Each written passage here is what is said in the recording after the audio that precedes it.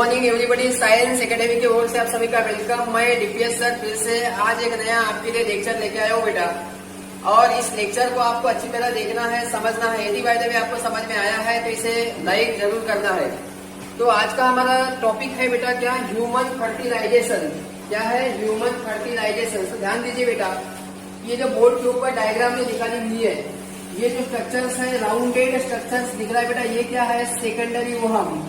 इसे क्या बोलेंगे बेटा हम लोग? Secondary ohm. Secondary ohm. और ये जो सेकेंडरी ओहम है कहाँ बनता है बेटा? ओवरी के अंदर। ओवरी के अंदर, ठीक है। और ये जो स्ट्रक्चर, इलोंगेटेड स्ट्रक्चर जो दिख रहा है, ये क्या है स्ट्रक्चर? इसे बोलेंगे हम लोग human sperm, that is the male germ cell. और ये जो है ये फीमेल जर्म सेल। ओके, तो क्या होगा फर्टिलाइजेशन इस प्रोसेस में? क्या होगा कि ये जो स्ट्रक्चर दिख रहा है ये क्या है? Haploid ovum, that is the female gamete. और ये जो स्ट्रक्चर दिख रहा है बेटा स्पर्म, ये क्या है? Haploid male गमेट। इन दोनों का क्या होगा? फ्यूजन होगा, यानी haploid female gamete and haploid male gamete. तो यहाँ डेवलप क्या होगा बेटा? Diploid zygote. Diploid zygote. ये जो प्रोसेस है, ये प्रोसेस को बोलेंगे हम लोग फर्टिलाइजेशन। ओके, और ये जो फर्टिलाइजेशन की प्रोसेस है ह्यूमन बॉडी के अंदर इंटरनल प्रोसेस है। ओके, ह्यूमन बॉडी के अंदर एम्पुला ऐसा एक प्लेस है, ठीक है, उसी जगह इन दोनों का क्या होगा?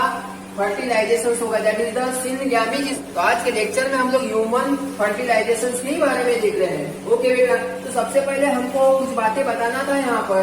ये जो फीमेल बॉडी जो होती है, ये जो सेकेंडरी ओहम जो डेवलप होता है, कहाँ होता है? ह्यूमन बॉडी के अंदर, यानी वुमेन बॉडी जो होती है, वुमेन बॉडी के अंदर पेयर ऑफ द ओवरी होती है, उसी ओवरी में क्या होगा? ये सेकेंडरी ओहम का डेवलपमेंट होगा, ठीक। और before birth 2 million egg cell are develop. Okay, और जिस समय फीमेल बॉडी का प्यूबर्टी एज आ जाता है, प्यूबर्टी एज माने क्या कि 13 से लेकर 14 इयर्स जो होती है फीमेल बॉडी में, इसी एज को बोलेंगे हम लोग प्यूबर्टी एज। क्या बोलेंगे? Puberty as. और इसी एज के समय फीमेल बॉडी के अंदर ये जो जर्म सेल होते हैं, फीमेल जर्म सेल, वो कितने होते हैं बेटा? 40,000 ओनली सेल रिमेनिंग होते हैं। बाकी जो सेल होते हैं वो डेड हो जाते हैं, ठीक है। और मेल बॉडी में क्या होता है? ये स्पर्म सेल का कंटिन्यूअस प्रोडक्शन होते रहता है कि 1.5 ml टू 5 ml इतना यदि बाय द वे सीमेन इजाकुलेट करेंगे, और उसी सीमेन में नियरली 300 मिलियन स्पर्म सेल क्या होते हैं? प्रेजेंट होते हैं। कितना? 300 मिलियन स्पर्म सेल। ओके, तो ध्यान दीजिए बेटा, ये जो फर्टिलाइजेशन की प्रोसेस है, ये वुमेन बॉडी के अंदर ऐसा एक प्लेस है कि उसी प्लेस में फर्टिलाइजेशन होता है, बाकी अदर प्लेस में फर्टिलाइजेशन नहीं होता इन वुमेन बॉडी। ओके, तो देखिए बेटा, वुमेन बॉडी के अंदर जो रिप्रोडक्टिव सिस्टम होता है वुमेन बॉडी के, ठीक है, तो वो रिप्रोडक्टिव स्ट्रक्चर इस तरह होता है।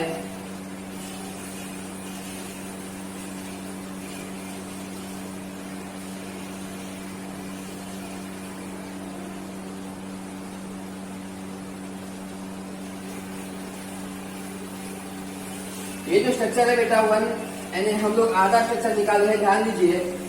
इसे बोलेंगे हम लोग क्या? होजीना। क्या बोलेंगे? होजीना। और ये जो स्ट्रक्चर्स है बेटा, इसे बोलेंगे यूटेरस। मैं अपने पिछले लेक्चर में ये सारा पूरा एक्सप्लेन कर चुका हूँ। और ये जो स्ट्रक्चर दिख रहा है, इस स्ट्रक्चर को बोलेंगे हम लोग क्या? वोहिडम।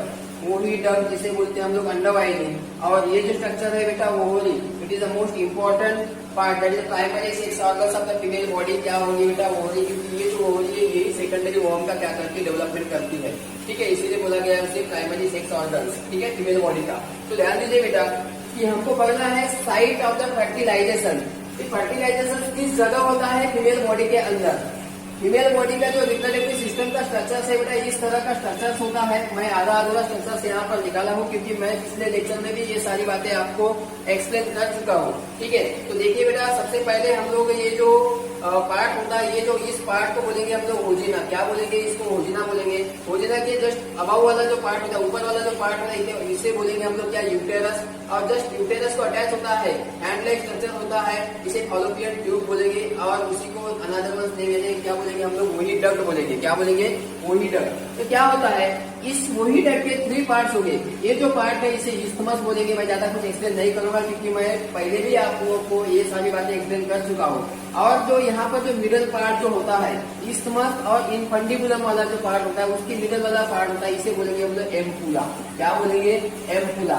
यही ऐसा एम्पुला है, ये जो प्लेस है वुमेन बॉडी के अंदर, तो यही एम्पुला में क्या होगा, फर्टिलाइजेशन होता है।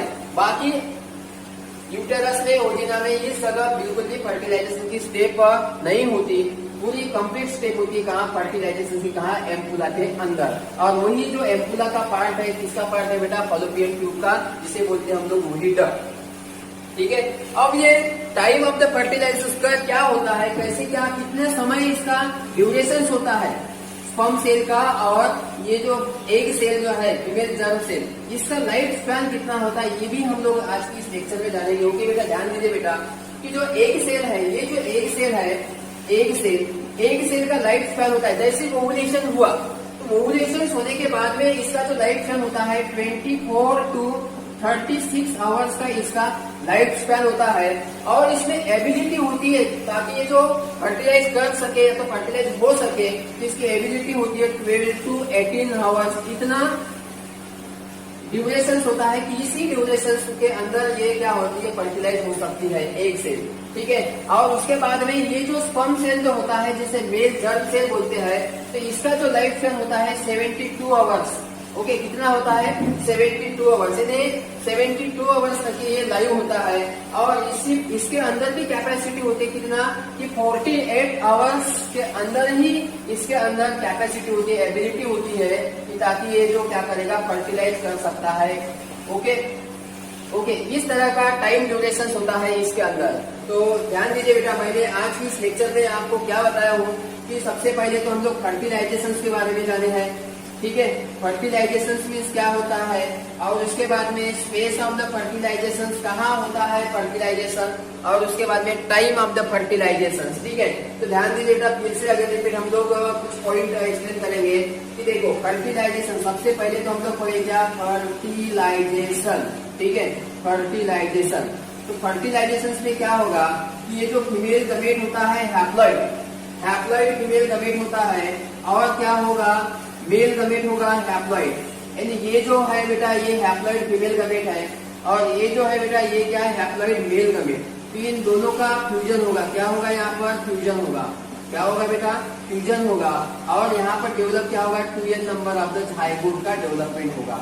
क्या हुआ, जाइगोट का डेवलपमेंट। तो ये जो प्रोसेस है, इसी प्रोसेस को बोलेंगे तो क्या, फर्टिलाइजेशन। इसलिए क्या डिफाइन होंगे बेटा, fertilization is the process during which fusion of the haploid female gamete and haploid male gamete to form the diploid zygote is known as the fertilization. Okay बेटा, यहाँ तक समझ में आया। उसके बाद में space of fertilization, space of fertilization, space of fertilization, इसके बारे में देखेंगे बेटा।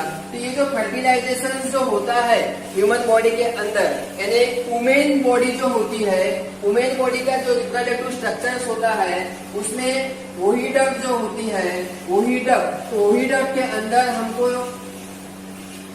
हमने क्या देखे थे बेटा, वहां पर कि वही डक्ट के 3 रीजन्स होते हैं। ठीक है, इस तरह का स्ट्रक्चर्स हमने निकाले थे। ठीक है, इसी स्ट्रक्चर्स को फिर से हम लोग ड्रा करेंगे। ओके बेटा, ध्यान दीजिए बेटा।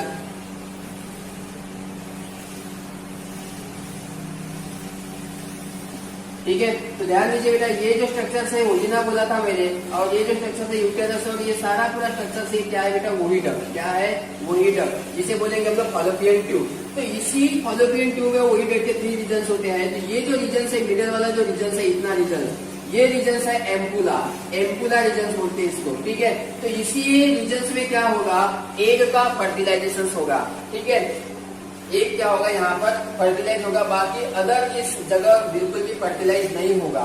तो ये हो गया क्या, स्पेस ऑफ द फर्टिलाइजेशन। इसका मतलब क्या है, फर्टिलाइजेशन प्रोसेस से ह्यूमन बॉडी में क्या है, इंटरनल प्रोसेस होती है। ठीक है, किस जगह होगा, एम्पुला, इस जगह होगा। इसीलिए एम्पुला को बोला गया है साइट ऑफ द फर्टिलाइजेशन, क्योंकि एग का फर्टिलाइज वही होता है। ठीक है, दूसरी एक बात है बेटा, हमने आज की इस लेक्चर में पढ़े थे टाइम ऑफ द फर्टिलाइजेशन। तो हमको देखना है कि ये जो एग यानी फीमेल जर्म सेल है और ये जो मेल जर्म सेल है, इनका लाइफ स्पैन कितना होता है। तो ये जो सेकेंडरी oocyte जिसे egg cell female germ cell भी बोलेंगे, तो इसका लाइफ स्पैन होता है कितना कि जैसा ओवुलेशन हो गया, ओवुलेशन होने के बाद में इसका लाइफ स्पैन होता है 24 से लेकर 36 आवर्स तक इसका लाइफ स्पैन होता है। और इसी एक सेल में कैपेसिटी होती है फर्टिलाइज होने की कितना 12 to 18 आवर्स के अंदर ही इसका कैपेसिटी होती है, एबिलिटी होती है फर्टिलाइज होने की। ठीक है, और फिर से ये जो मेल जर्म सेल है इसका लाइफ स्पैन होता है कितना कि 72 आवर्स इतना इसका लाइफ स्पैन होता है यदि बाहर निकल गया तो। और फिर इसका जो एबिलिटी होती है फर्टिलाइज होने की कितना 48 आवर्स इतना इसका एबिलिटी ड्यूरेशन होता है। ठीक है, तो आज के इस लेक्चर में हम लोग पढ़े हैं fertilization, site of the fertilization और फिर से time of the fertilization. Okay बेटा, तो आपका ये जो पॉइंट है इस पॉइंट को आप लोग अच्छी तरह बार बार देखिए, समझिए। यदि बाय द वे समझ में आया तो मेरे इस चैनल को लाइक जरूर कीजिए। ठीक है, और फिर से मैं चाहता हूँ कि इसके बाद में हमारा जो टॉपिक होगा वो क्या होगा, मैकेनिज्म्स ऑफ द फर्टिलाइजेशन, कि किस तरह जो स्पर्म सेल होता है कि स्पर्म सेल अंदर एंट्री करेगा, क्या क्या प्रोसेस होती है, वो सारी पूरी प्रोसेस यानी हम लोग इवेंट्स के बारे में देखेंगे। और उसके बाद में जानना चाहते हैं हम लोग कि फर्टिलाइजेशन हो गया तो उसके बाद में जाइगोट का क्या डेवलपमेंट होगा, वो बारी बारी से सारी पूरी स्टेप हम लोग इस लेक्चर के माध्यम से हम लोग आगे की जो भी कुछ लेक्चर है बेटा हमारे इसी पर बनेंगे। और ये लेक्चर हमारे आगे आप लोग देखते रहिए ताकि आपको पूरी तरह एक टोटली प्रॉपर चाइल्ड का कैसे क्या डेवलपमेंट होता है वो अच्छी तरह समझ में आएगा। और ये जो लेक्चर है यही हम लोग, सो थैंक यू बेटा। ओके।